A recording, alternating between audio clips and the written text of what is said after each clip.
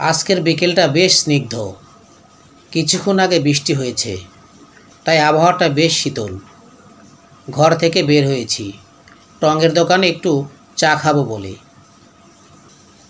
আমি কখনো ক্লান্ত বা হতাশ হই না, এই কথা যদি বলি তাহলে মিথ্যে বলা হবে। আসলে এগুলো জীবনেরই একটি অংশ, এরই মাঝে ভালো থাকতে হবে আমাদের। বেলপুরি এত টেস্টটা কেন ভাই? আমি বলতে পারবো, এটা কাজ বলতে পারবো। এখানে বেলপুরি বিক্রি হচ্ছে। এই ভাইয়ের দোকানে আমি প্রায় বেলপুরি খাই।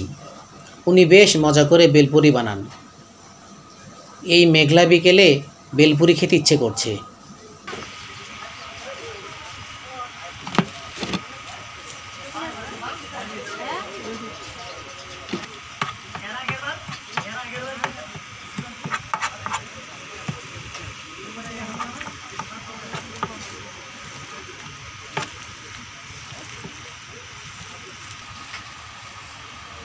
के किले नाम तो है ना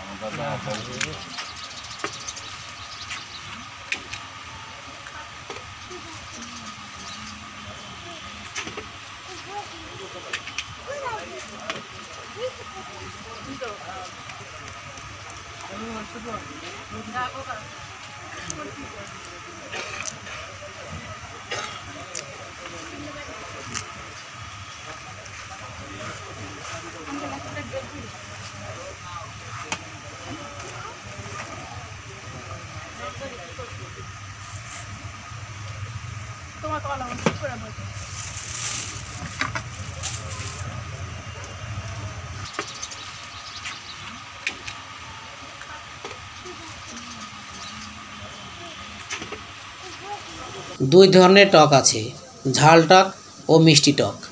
আমি এবার বেশি ঝাল খেতে পারি না, তাই মিষ্টি টক দিয়েই আমি বেলপুরি খাই।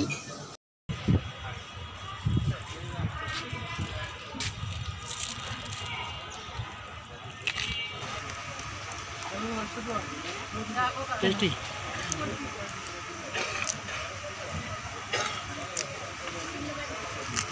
গাছের নিচে বসে এভাবে কুড়ুম কুড়ুম শব্দে বেলপুরি খাওয়ার মধ্যেও একটা আর্ট আছে, কী বলেন? জীবনের শত ঝামেলা ও হতাশাকে চাপ হিসাবে নেওয়া যাবে না। সমস্ত হতাশা চিন্তাকে ফেলে দিয়ে গা ঝাড়া দিয়ে উঠতে হবে। তাই নিজের সাথে নিজের কাটানো সময়গুলো উপভোগ করতে হবে।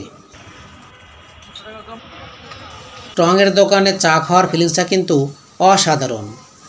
কফি শপের দোকানে চা খাওয়ার থেকে টঙের দোকানে চা খাওয়ায় আছে ভিন্নতা। জীবনের বহুমুখী গল্প কানে আসে এই টঙের দোকানে। ইনশাল্লাহ আবার আসবো ফিরে আপনাদের মাঝে। আল্লাহ হাফেজ।